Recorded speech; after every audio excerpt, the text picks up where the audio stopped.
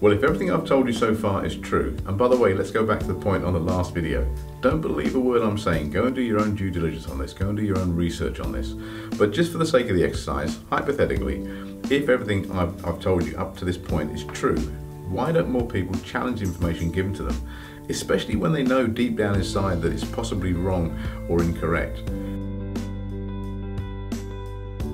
And the main reason for that is fear. Now, this is not to say that people are cowards, by the way.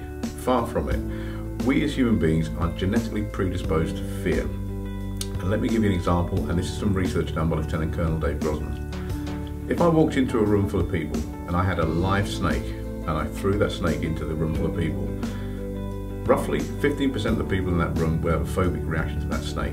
The other people, the other 85%, well, some of them would film their friends having a phobic reaction to it, put it on social media, run away, laugh, scream, jump on tables, etc.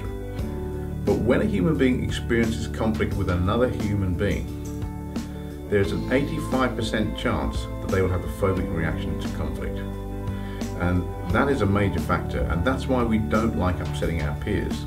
So if an individual wants to belong, and as I've said already, there's a huge need for human beings to feel that they belong, and they belong to a certain peer group, or they want to become part of a peer group, they may not want to challenge the information given to them purely because of the fact that they don't want the conflict that may come back from challenging, particularly a person who may be in a position of authority, challenging their views on what they're actually promoting. So that's a major factor there.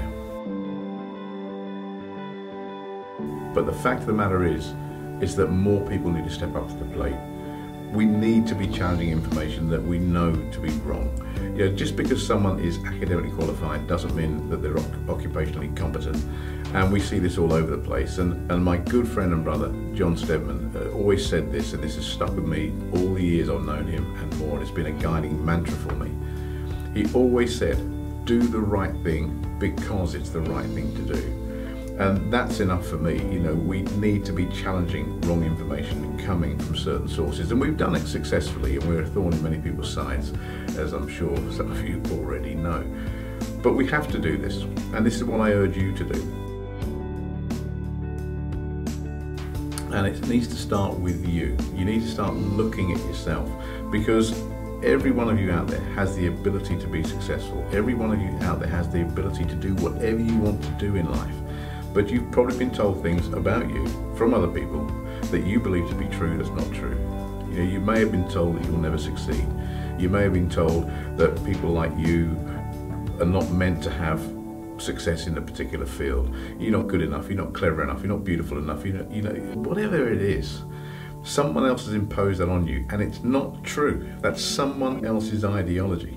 So challenge it, and one of the ways you can do that very successfully is by changing the way that you use your language structure. And I'll be talking more about that on an NLP course that I'm running very shortly.